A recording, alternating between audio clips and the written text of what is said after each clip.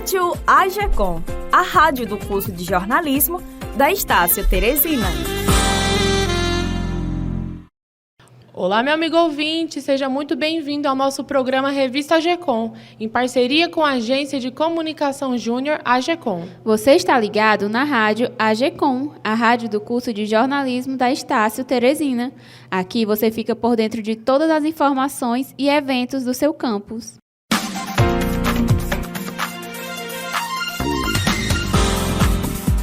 Revista AGECOM, o seu espaço diário de informação.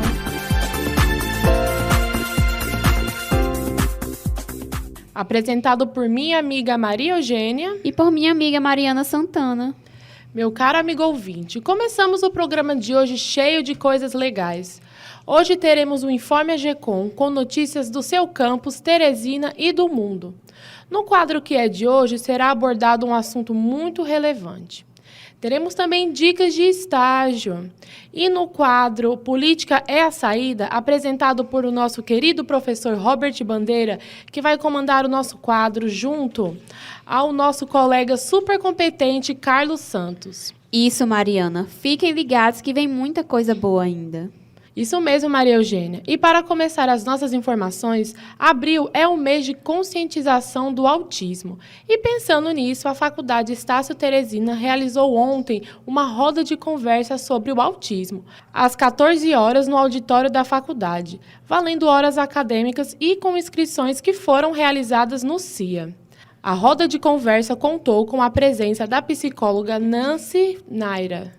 Então, Mariana, a Fundação Municipal de Saúde de Teresina informou na última segunda-feira que faria uma mobilização dia D, Todos contra a Dengue, Horta Comunitária Limpa. A mobilização aconteceu no último dia 12, a partir de 8 horas. Estava marcado para as equipes da Gerência de Zoonoses estarem nas hortas comunitárias do Dirceu 2 e Parque Poti. Na segunda, a Fundação Municipal de Saúde notificou 1.731 casos de dengue na cidade. A forma mais eficaz de prevenção é o combate ao mosquito Aedes aegypti.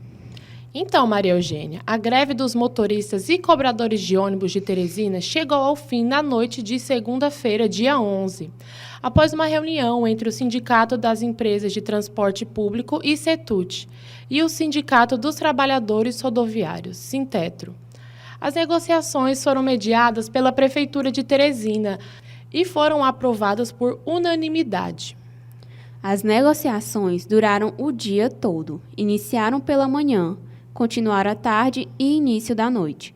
Com o avanço das negociações, as partes chegaram a um acordo e a proposta foi levada para a votação dos trabalhadores na sede do Sintetro. Por volta das 20 horas, de acordo com a Prefeitura de Teresina, os trabalhadores aguardavam a assinatura da convenção coletiva na manhã de terça, para voltarem ao trabalho. A greve teve início em 21 de março e completava, na última segunda, 22 dias. Nós, enquanto população, não aguentamos mais. Pois é, Maria Eugênia, realmente. Então, a nossa próxima notícia é sobre o diretor de emergência da Unicef, Fundo das Nações Unidas para a Infância, disse na última segunda-feira que quase 2/3 das crianças ucranianas foram deslocadas em apenas 6 semanas e cerca de metade das que permanecem na Ucrânia podem enfrentar insegurança alimentar. Manuel Fontaine disse durante um Conselho de Segurança da ONU que metade das 3,2 milhões de crianças que ficaram em suas casas podem correr o risco de não ter o alimento suficiente. Ataques na infraestrutura do sistema hídrico e cortes de energia deixaram cerca de 1,4 milhões de pessoas sem acesso à água na Ucrânia. Outras 4,6 milhões possuem apenas acesso limitado. Segundo ele, a situação para as crianças residentes na cidade de Mariupol e Kherson ainda é pior. Maria Eugênia, cerca de 6,6 milhões dos 25 milhões de habitantes de Xangai poderão perder as suas casas a partir dessa última terça-feira, dia 12, como parte da flexibilização do lockdown decretado na cidade para conter o maior surto de Covid-19 registrado na China desde o início da pandemia. O lockdown foi anunciado em decorrência do surto de casos causados pela variante Omicron. Mariana, uma das situações difíceis foi quando as famílias em que a criança pegava Covid era levada para centros de quarentena, porque o governo não permitia isolamento em casa. Elas eram levadas para longe de seus pais, até mesmo recém-nascidos. Mas com a repercussão negativa, o governo passou a permitir a presença de um dos pais, mesmo com teste negativo para a Covid-19. Maria Eugênia, eu não gosto nem um pouco de pensar nessa palavra lockdown. Já fico nervosa. Informação importante agora, meus amigos. A Estácio Teresina informou na última segunda, por meio de suas redes sociais, que, em razão do feriado do dia 15 de abril, as atividades do dia 14 serão postergadas, deixadas para depois, e retornarão normalmente na próxima segunda-feira, dia 18 de abril, devido ao feriado da Semana Santa.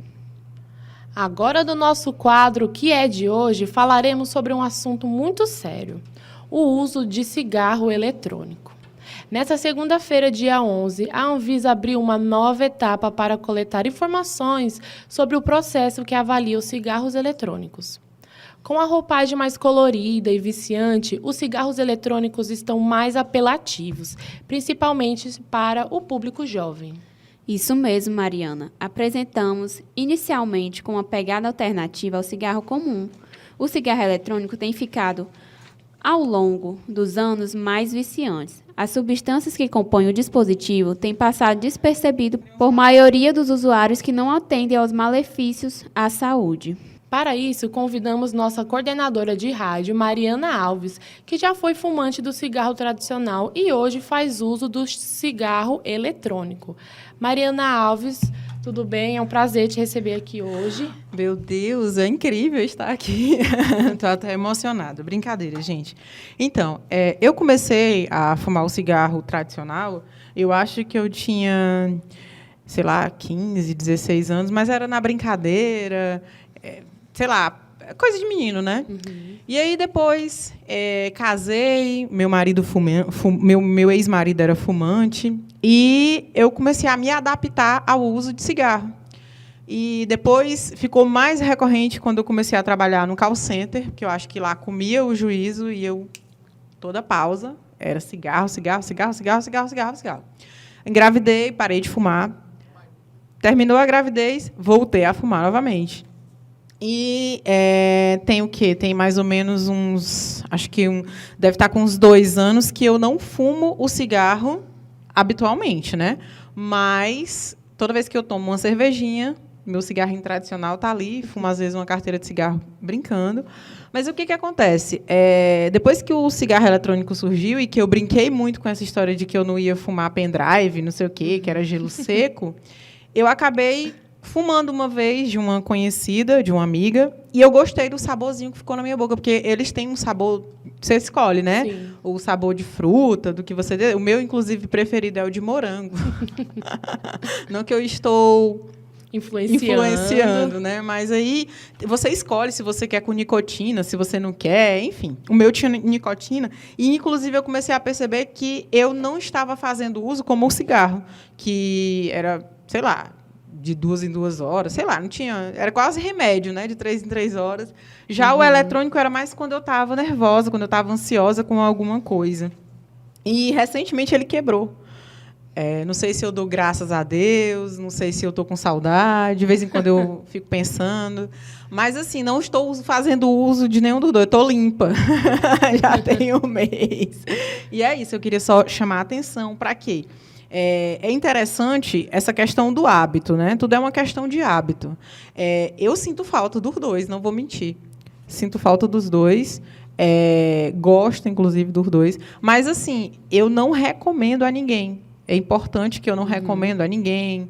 Às vezes, as pessoas usam aquilo ali porque o amigo está usando, sim, porque achou bonitinho, porque é colorido, porque acende a luz, porque tem gosto, o bicho falta falar e não sei o quê. Mas aquela fumaça, se você inala ela, até quem tem um costume de fumar o cigarro, quem inala aquela fumaça, você fica engasgado porque ela é muito forte. Sim. Além da substância, a questão da fumaça mesmo. Então, assim, eu recomendo que você não use de jeito nenhum, inclusive o cigarro.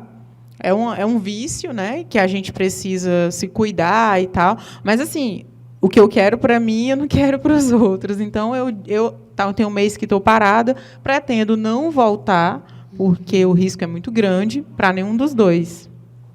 E é isso, eu deixo de aviso aí, gente. Vamos se conscientizar em relação ao uso dessas substâncias, ao constante uso, porque, às vezes, eu, no meu caso, não usava diretamente, mas eu tenho uma amiga que ela é 24 horas com cigarro na boca, inclusive viajando, ela dentro do ônibus e com um cigarro e tal, ela engole a fumaça. Então, assim, eu acho que é uma questão de você poldar, né? Mas, de todo fato, eu acho prejudicial. Muito obrigada, Mariana Alves, pelo seu relato, viu? E eu espero realmente que você continue assim, sem fazer o uso dos 2 tipos de cigarro. Agradecemos demais a sua participação aqui na rádio, viu? Dicas de estágio.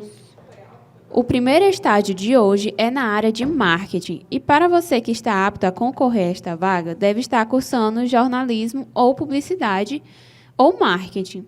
Possui conhecimento em criação e edição de vídeos, design e criatividade, você deve se candidatar a esta vaga. Envie seu currículo no site da servifaz.com.br, colocando na área de interesse marketing. O próximo estágio é na Academia Resenha Fit. Para esse estágio, você deve estar cursando Educação Física no 4º ou 5º período e ter disponibilidade no turno da manhã ou noite. Se ficou interessado, mande seu currículo para o e-mail comercial@deresenhasesporteclube.com.br com o assunto Estágio em Educação Física THE. Finalizando nossas dicas de hoje, esse estágio é para você que cursa Contabilidade. Para concorrer a esta vaga, você deve estar no 7º período do curso ou adiante. Deve ser organizado, detalhista, pontual e ser ativo em busca de conhecimento. Esse estágio tem um salário de R$ 400, com benefício de R$ 200 de ajuda de custo. Se você se interessou, deve mandar o seu currículo com foto e histórico acadêmico atualizado para o e-mail seleçãopbconta@gmail.com. com o assunto Estágio de Contabilidade T.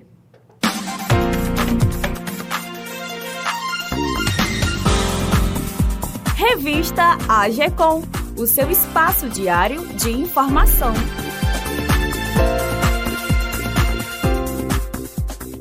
Olá, meus amigos, me chamo Carlos Santos, estamos começando mais um quadro Política é a Saída de hoje.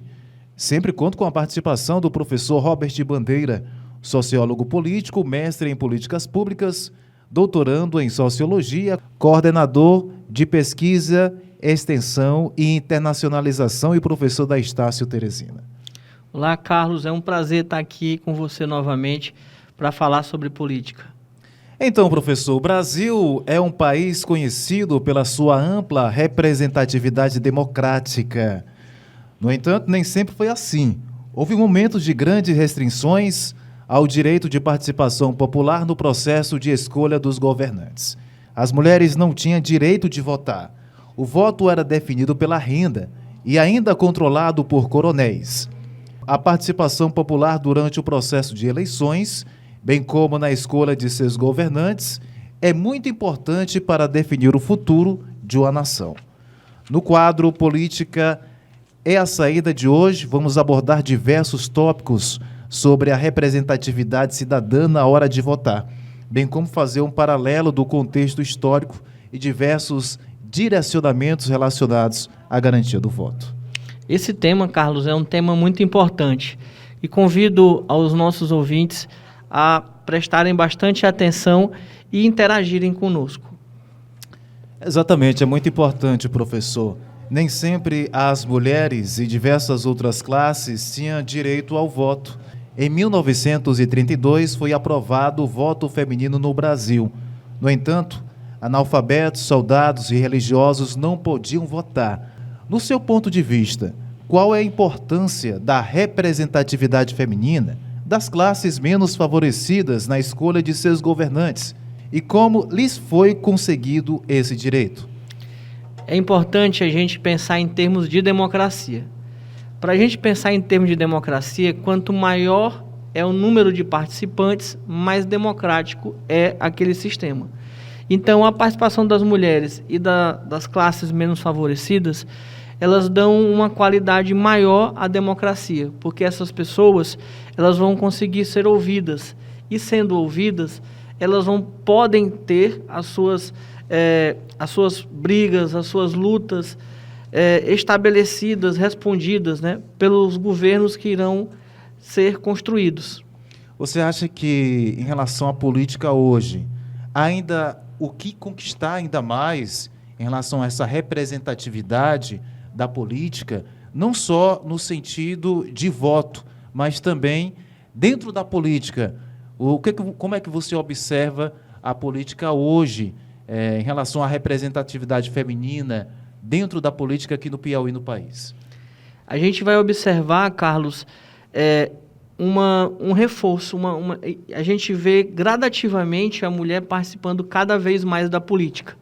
Ainda não é da forma que a gente quer, ainda falta muita conquista a ser alcançada, principalmente ainda no meio da sociedade, ou mesmo às vezes na Câmara dos Vereadores, na Assembleia Legislativa, a gente observa ainda um machismo muito forte de deputados, vereadores, em relação às mulheres. É até um tema, se vocês me permitem, que nós estamos trabalhando em um grupo de pesquisa que eu estou orientando, né? A Clara Assis e o José Luzinon, que são alunos aqui da faculdade. A gente está trabalhando esse assunto e nós estamos observando que elas sofrem muita violência, né, em relação à questão do patriarcado, do machismo. E eu vejo que, mesmo com avanços, a gente ainda tem muita coisa para conquistar. Ainda falando sobre esse tema, professor Robert de Bandeira, agora falando sobre a importância do voto, de que forma o cidadão pode analisar os candidatos para escolher aquele que melhor o representa, tanto no aspecto municipal, estadual e nacional? É muito importante a gente verificar, Carlos, que o voto ele não é apenas aquele ato do dia de domingo.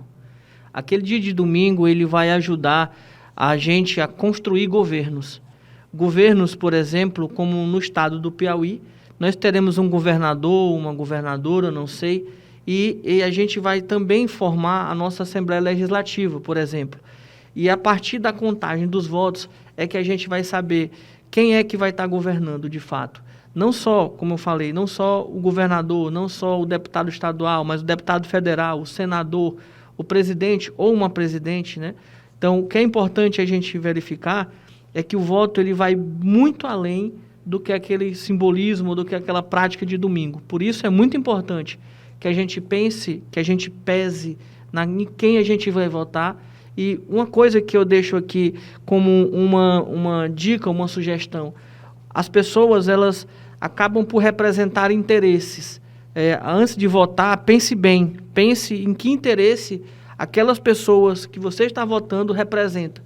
Porque uma vez no governo, elas vão implementar aqueles interesses. Agora é importante também, professor, logo após a escolha desses representantes, observar como é que eles estão atuando, tanto no âmbito estadual, tanto no âmbito municipal, como também a nível nacional. É muito importante que as pessoas observem como é que está atuando o deputado estadual na qual ele votou, na qual aquela pessoa votou, o prefeito, o senador e também o presidente. É muito importante essa observância, esse olhar dos eleitores para com os seus representantes. Concordo plenamente, Carlos, porque isso é o que nós chamamos de fiscalização. Falta muito isso para a nossa sociedade. Existe uma palavra em inglês chamada accountability, que é uma forma de responsabilização. Então, muito nas eleições, a gente tem que prestar atenção, acompanhar do que as pessoas fazem durante os seus mandatos, até para a gente saber em quem votar. Porque eu escolhi um deputado estadual, por exemplo, eu vou analisar durante o mandato dele, até para saber se ele votou em questões, em pleitos, que são favoráveis àquilo que eu penso. Ou, muitas vezes, saber que ele votou algo contrário do que eu penso. Porque, sabendo disso, eu estarei fazendo uma fiscalização, um acompanhamento, e eu posso até, quem sabe, numa próxima eleição, mudar meu voto. Ou mantê-lo, né? Professor, explica para o nosso ouvinte qual o aspecto social e democrático que as eleições representam para a mudança de uma sociedade ou de uma nação. Então, é importante a gente verificar que o nosso voto, como eu já falei anteriormente, não é apenas um ato simbólico, não é a gente acordar cedo para ir votar num domingo. A gente tem que verificar que por trás disso existem políticas, existem interesses. Nós temos candidatos que têm o interesse hoje na educação, na saúde. A gente tem candidatos que têm o interesse em diminuir o tamanho do Estado. Eu tenho que saber que interesse é que eu tenho e buscar nessas pessoas se elas me representam ou não. Para a gente ter uma noção de mudança, para a gente buscar mudança, eu tenho que conhecer um pouco desse quadro político. Para isso, eu tenho que prestar bastante atenção no que os candidatos hoje, os atores políticos que estão se apresentando, o que eles fizeram no passado, para que eu possa fazer uma avaliação, avaliar se realmente candidato A ou candidato B, se o que ele fez me representa ou não. E muito se discutiu, professor, sobre a vulnerabilidade da urna eletrônica e também sobre a implantação do voto auditável. Como o senhor analisa esses dois pontos? Você considera o voto auditável uma opção, uma boa opção para o Brasil? Carlos, essa é uma questão muito controversa até, né? E ela é muito forte, eu diria assim, muito no senso comum. Eu posso afirmar para você e para os nossos ouvintes, que o nosso voto já é auditável, né? Porque a nossa urna ela não é ligada à internet. Ela é uma máquina eletrônica que recebe votos. E dali se tira um extrato. Daquele extrato é que, acompanhado, não só de uma pessoa específica do TRE, por exemplo, mas de fiscais de partidos, eles acompanham aquele extrato e alguém vai digitar aquela quantidade de votos em candidato A, B ou C lá no computador. Ou seja, não tem como você digitar uma quantidade diferente, porque vamos supor que eu tenha 2 candidatos. Eu vou ter a pessoa representante do TRE no momento e vou ter fiscais dos 2 lados me acompanhando nessa digitação. Então, dificilmente eu vou conseguir digitar de uma forma diferente. Na sua visão, por que se discutiu tanto sobre esse assunto em meados de 2021, que foi o ano passado? Por que se discutiu tanto esse assunto, sendo que o TRE já argumenta que o voto já é auditável? Houve realmente interesses políticos partidários, na sua opinião? Certamente. A gente observa que existem grupos políticos que tentam desarticular, né? Ou seja, a sua oposição com histórias, né, irreais. De fato, isso é uma estratégia do jogo político, né? Não é interessante, porque acaba desinformando a sociedade. Enquanto a gente não tiver uma legislação contra esses discursos que desinformam as pessoas, a gente vai ser refém disso, porque acaba que é uma estratégia para ganhar campo político. Então, se eu conseguir fazer com que as pessoas imaginem isso, por exemplo, eu posso fazer com que, se isso estiver fortemente na representação social de uma determinada população, se eu perder a eleição, eu posso incitar essas pessoas a dizer que, na verdade, a urna ela é mentirosa. E eu posso criar algo muito parecido que aconteceu nos Estados Unidos, com a invasão do Capitólio. Isso, inclusive, professor, é um dos temas que a gente pode direcionar para o lado de uma certa desconfiança em relação às entidades públicas, né? Que é o TRE e outras entidades, né? Isso gera uma desconfiança nessas entidades que durante todo o tempo fizeram um trabalho justamente para melhorar a situação da urna eletrônica, propiciar um avanço com relação ao voto, gera uma desconfiança, professor. E essa desconfiança, Carlos, é terrível para o nosso sistema democrático. Quanto mais se desacredita das instituições democráticas, mais fracas elas ficam. E o enfraquecimento das instituições democráticas acontece o que a gente já verificou na história brasileira, no autoritarismo de Vargas, na ditadura civil-militar, né? Ou seja, que veio de 64 e foi até a década de 80. Então, é interessante que a gente reforce o crédito nelas e não que se faça o contrário. Dessa forma, a gente observa até uma escalada autoritária. Inclusive, ainda durante essas discussões em relação ao voto auditável, o TRE fez propagandas relacionadas a isso, justamente para divulgar para as pessoas que realmente a urna eletrônica é um aspecto de confiança para a população. E é importante que isso seja feito, porque nós precisamos de muito, mas muito educação política. Eu gosto de dizer o seguinte, nosso país vai mudar, desde que, em primeiro lugar, a gente tem educação política, em segundo lugar, a gente tem a educação política, em terceiro lugar, educação política. Professor, mais uma vez agradecer os seus esclarecimentos no quadro Política à Saída. Hoje falamos sobre a garantia do direito ao voto e sua importância para a sociedade. Eu que agradeço, Carlos. É muito bom a gente estar aqui. Esse programa ele traz cada vez mais informação para os nossos ouvintes. Estamos encerrando mais uma vez a edição do programa Revista AGECOM. Essa edição teve a produção de Antônio, Bianca, Rafaela, Carlos Santos, Maria Eugênia, Mariana Alves, Mariana Santana e professor Robert Bandeira. Trabalhos técnicos e direção Bernardo Silva, supervisão geral de Tiago Melo e coordenação geral de Mariana Alves. A todos um ótimo dia e até o próximo programa. Rádio AGECOM, a rádio do curso de jornalismo da Estácio Teresina.